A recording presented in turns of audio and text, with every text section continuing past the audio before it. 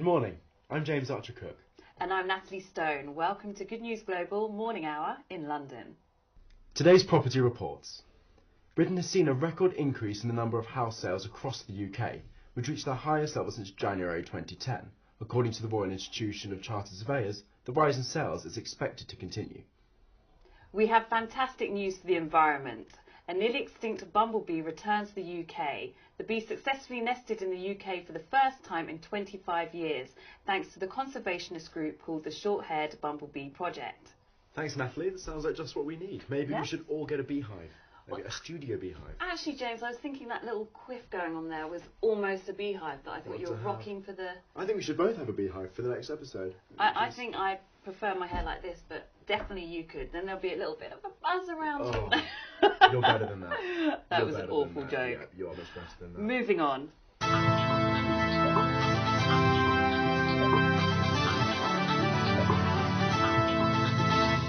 Today's inspirational guest is Wendy Smith, a Paralympian, gold medalist and motivational speaker. Welcome to Good News Global, Wendy. It's an absolute pleasure to have you here with us today. I'm delighted to be here as well. Thank you, Natalie. What motivational advice do you have for young people today and our listeners in thinking positively? To believe in yourselves. You were born confident with full belief in yourself, and you can be now. As long as you set realistic goals, take your small steps towards them, look back regularly to see where you've come from, and you can be the best you can be. Wendy, what's next in the pipeline for you? Well, I've currently just qualified as a tutor, a basketball tutor and an NLP tutor, so I love doing that. I love teaching the new breed of coaches that are coming through, and I'm looking at changing sport. I'd like to try an individual sport for myself for the next Paralympic Games. So at the moment I'm looking at powerlifting. Powerlifting. But I'm not sure where it's going to go, but I'm going to give it a go. Well, good luck. Yeah, Thank you very much. Well, it's been an absolute pleasure having you here with us today. You truly are an inspiration to us all, and we wish you all the best, Wendy. Thank you very much. It's been a pleasure too. That's goodbye from us. You've been watching The Morning Hour with Natalie Stone and James Archer-Cook. Remember, things are looking up, and remember to think a little brighter. Up next is our Spanish correspondent, Paloma Marsicle.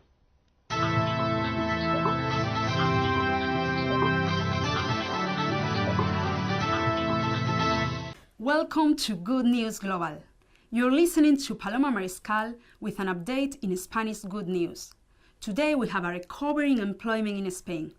In the third trimester of 2013, employment has increased in 39,000 people until a total of nearly 17 million. The trimester employment variation rate has been positive. This is really good news. You're listening to Paloma Mariscal with an update in Spanish news. Bienvenidos a Good News Global. Estás escuchando a Paloma Mariscal con las últimas noticias sobre España. Hoy el empleo ha crecido en España. En el tercer trimestre de 2013, el empleo ha crecido en 39.500 personas, hasta un total de casi 17 millones. La tasa de variación trimestral ha sido positiva. Estos son muy buenas noticias. Estás escuchando a Paloma Mariscal con las últimas noticias sobre España. Hasta luego.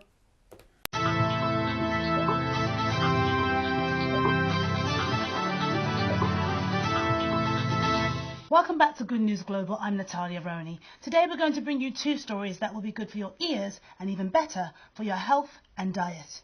Good news for sufferers of depression. A recent study has found that avocados can be used to help with the symptom conditions. Not only are the avocados rich in mineral and fatty acids, but they have also been found to increase happiness and quell the anxiety associated with depression.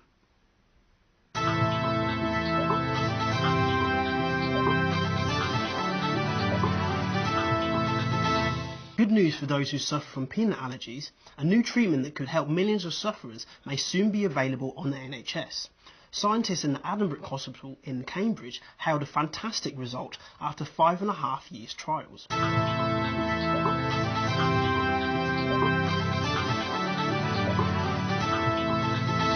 We're taking a short break, but next on the couch we have Chivo Perez to talk to us about the Passion Project.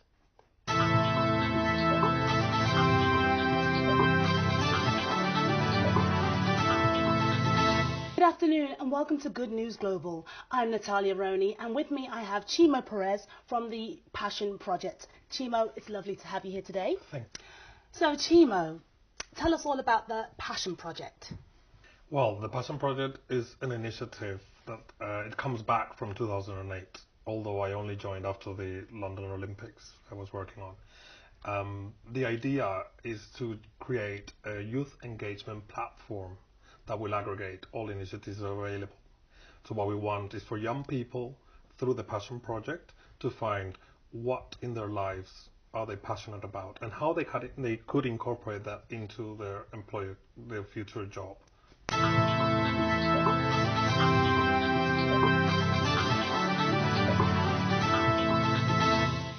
Coming up, we have the Good News press reviews. I'm now joined by Natalia Roney, and we're going to go through today's papers and find some good news stories. Have you managed to find any stories, Natalia? I have, Antoine, in the Metro. This one, this really did touch my heart. A young mother, basically she's been cooking some food for the poor families. I'll read a bit. It says, a generous mother is going to cook a homemade meal for cash-strapped families. Isn't that lovely? That's really nice. And she's also inspired other individuals to do the same thing. Wow. You need those good news stories where people are really just offering their skills to other people. I've managed to find some news stories myself in Somerset, where it's been one of the places that have really been struck with the flooding, as everyone's probably experienced. It's been very rainy, but for some it's been extreme. The army have been sent in and they're going to help with housing and all that kind of stuff. So really good news story that they're able to use the army for things other than warfare. That's very good news.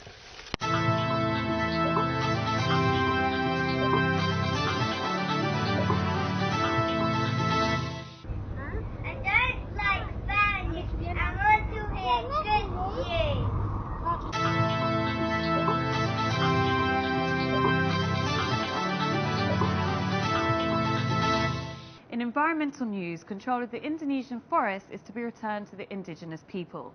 The country's constitutional court ruled in May that traditional forests should be controlled directly by rural Indonesians, rather than treated as public forests subject to industrial logging under licenses issued by the central government. The ruling gives significant new land rights to a broad swathe of the Indonesian population, up to 40 million of whom are from indigenous communities. That's good news. At least we know our rainforests will be protected from loggers and back in the rightful hands of its owners.